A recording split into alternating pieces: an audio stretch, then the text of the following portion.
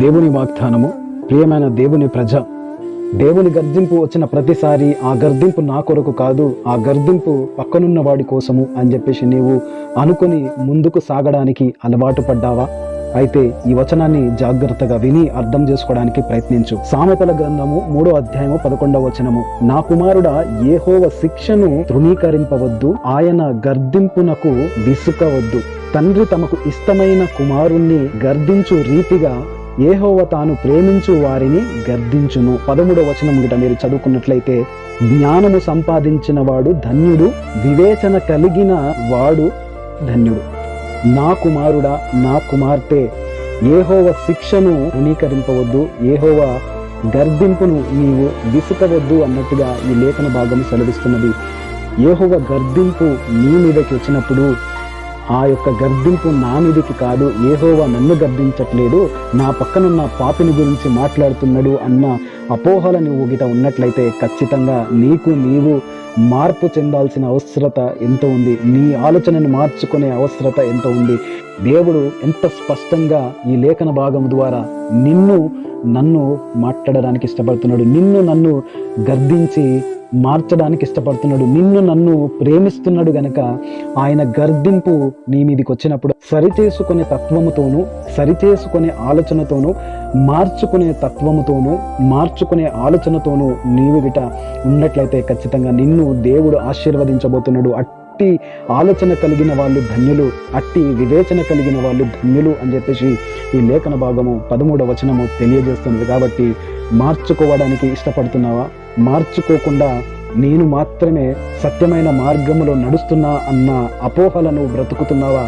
నీ హృదయంలో ఉన్న దేవుడు నిన్ను ప్రతి క్షణము పరీక్షిస్తున్నాడు, నిన్ను ప్రతి క్షణము చూస్తున్నాడు, ప్రతి క్షణము ఆయన యొక్క నిఘా, ఆయన యొక్క దృష్టి నీ మీద ఉన్నది అన్న మాటని నువ్వు మర్చిపోకుండా సరిదిద్దుకునే తత్వముతోనూ, మార్చుకునే తత్వముతోనూ ఆయన గర్దింపుని నువ్వు స్వీకరించి, ఆయన గర్దింపుని నువ్వు తృణీకరించకుండా, ఆయన గర్దింపుని నీవు విసుకకుండా నువ్వు మార్చుకున్నట్లయితే దేవుడు దృష్టిలో నువ్వు ధన్యుడవు, దేవుని దృష్టిలో నువ్వు ధన్యురాలవు అని చెప్పేసి లేఖన భాగము సెలవిస్తున్నది.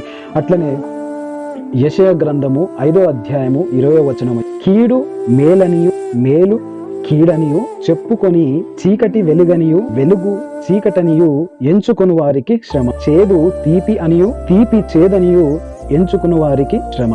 అసత్యాన్ని సత్యమనుకొని, సత్యమును అసత్యమనుకొని ప్రవర్తిస్తున్నాము. దాన్ని వెంబడించి నువ్వు నడిచినట్లయితే ఖచ్చితంగా నీవు మోసగించుకుంటున్నావు. 2 తిమోతి 4వ అధ్యాయము 3వ వచనము ప్రకారంగా, ఎందుకనగా జనులు హితబోధను సహింపక దురద చెవులు గలవారై తమ స్వకీయ దురాశలకు అనుకూలమైన బోధకులను తమ కొరకు పోగు చేసుకొని సత్యమునకు చెవినీయక కల్పనా కథల వైపునకు తిరుగు కాలము వచ్చును. ఈ మాట ప్రకారంగా సత్యమైన వాక్యానికి వినడానికి నువ్వు ఇష్టపడాలి గాని నీ దురద చెవులను సంతోషపరిచే వాక్యము నువ్వు వినకూడదు. దేవుని యొక్క గర్దింపును నువ్వు స్వీకరించి మార్చుకోవడానికి ఇష్టపడాలి గాని నీ దురద చెవులను సంతోషపరిచే వాక్యము నువ్వు వినకూడదు.